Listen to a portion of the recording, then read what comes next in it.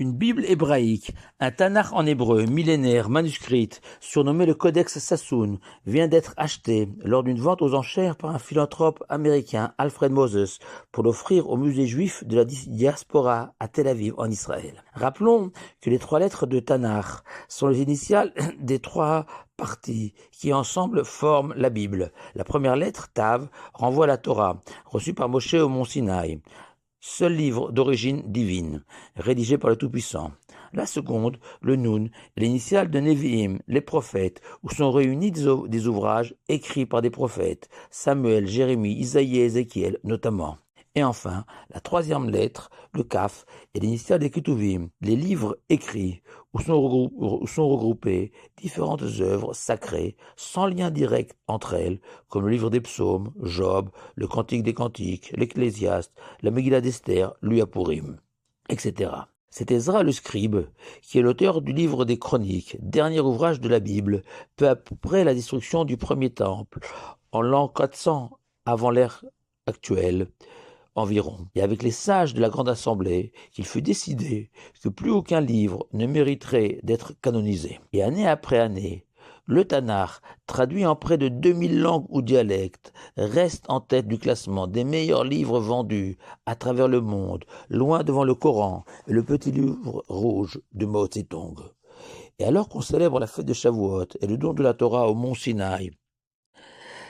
fondement de l'ensemble du Tanakh, il paraît intéressant de tenter de comprendre le succès jamais démenti du Tanakh. La tentation serait facile d'y voir d'abord et avant tout un livre d'histoire de l'humanité, car nous nous disposons de très peu d'ouvrages remontant à des temps si reculés, relatant le déroulement des événements depuis la création du monde jusqu'au début de l'avènement de la civilisation grecque. Et pour le peuple juif, plus encore, au centre du Tanakh, du début à la fin,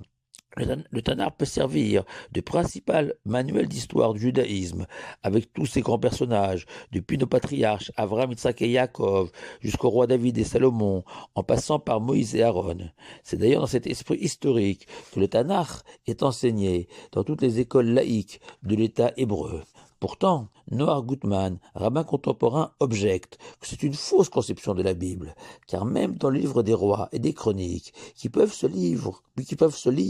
comme des livres d'histoire, on peut remarquer que les auteurs ne portent jamais aucun jugement sur l'action politique, militaire ou sociale des rois d'Israël, un événement aussi majeur que la première guerre mondiale de l'histoire, qui se déroula en moins 853,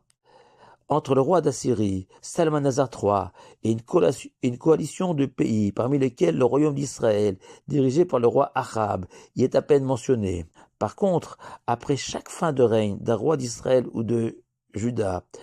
un jugement moral de son action figure, pour bien signifier au lecteur que la réussite sociale, politique ou militaire est dans les mains de Dieu, mais que la seule chose qui compte, c'est le bilan moral d'un homme à la fin de son existence. Non, la Bible n'est définitivement pas un livre d'histoire, et tous les événements relatés doivent être étudiés sous le prisme des explications de nos sages pour en comprendre la portée actuelle. Et c'est ce que confirme le roi Salomon en comparant le Tanakh et la Torah en particulier à un arbre de vie pour ceux qui se l'approprient, Etz Chaim il Machazikimba, pour sa version en hébreu. En 2 mots, arbre et vie, le plus sage des rois a défini l'ADN de la Bible. Le premier est la vie, car le Tanakh n'est ni un roman, ni un livre d'histoire, de philosophie, de science ou autre discipline. Non, depuis le premier mot Bereshit jusqu'au dernier mot Vaya'al, Dieu et les auteurs des autres livres du Tanakh n'ont d'autre vocation que de nous guider sur le chemin de la vie, de nous accompagner, de nous soutenir. C'est le mode d'emploi idéal de la vie du juif, notre feuille de route. Et extraordinairement, malgré son âge vénérable, le Tanakh n'a pas pris une ride. Et même si depuis, une infinité de penseurs, d'écrivains se sont essayés à présenter aux yeux du monde d'autres conceptions de l'existence,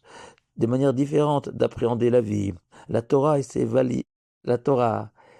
et ses commandements, aussi singuliers soient-ils, restent indémodables. Comment ne pas y voir la main divine? Prenons l'exemple de la circoncision, petite chirurgie pratiquée depuis la nuit des temps en dépit de la méconnaissance des risques liés aux infections, et qu'en 2023, la médecine moderne valide la circoncision comme une protection contre la propagation de nombre de maladies vénériennes. L'importance de la famille, des parents, la nécessité absolue d'un jour de repos, le Shabbat, l'amour du prochain, du don de soi, sont autant de valeurs que nul ne conteste aujourd'hui, même si la tentation de repli sur soi-même, d'une forme d'égoïsme, de privilégier l'instant présent sans se soucier des conséquences sur l'avenir, apparaît de plus en plus clairement au sein de notre société moderne. N'oublions jamais que la Torah a largement inspiré la Déclaration des droits de l'homme universelle en affirmant que hommes et femmes sont égaux devant la loi, en bannissant le racisme et la xénophobie, encourageant la solidarité entre les humains. Et le deuxième mot employé par le roi Salomon est un arbre de vie pour ceux qui se l'approprient. Cet arbre qui renvoie à l'arbre de vie planté au cœur du jardin d'Éden, au paradis, duquel furent chassés Adam et Ève après avoir goûté du fruit de l'arbre de la connaissance, et ce, avant qu'ils s'approchent de l'arbre de la vie, leur garantissant l'immortalité. Et l'Éternel a instillé dans la Torah le goût de l'arbre de la vie, et les Juifs, qui de génération en génération, quelles que soient les conditions, se sont attachés à respecter la Torah, dans ses moindres détails, forme un peuple unique où la solidarité, la générosité, la grandeur d'âme, l'amour de la sagesse, de la famille, l'exemplarité ne sont pas des vains mots et suscitent l'admiration pour les observateurs honnêtes, la sympathie, l'étonnement ou même la haine pour d'autres. Mais en aucun cas, le peuple juif ne laisse personne indifférent devant ce phénomène de ces Juifs veillant scrupuleusement à respecter la Torah. Dès lors, on peut comprendre l'usage recommandé par le Magen Avraham de placer un arbre dans la choule le jour de Shavuot, car étudier et respecter la Torah sont gage d'immortalité, et que finalement 38 millions de dollars pour acquérir l'éternité, cela reste une bonne affaire. Chag Sameach et Shabbat Shalom à vous tous.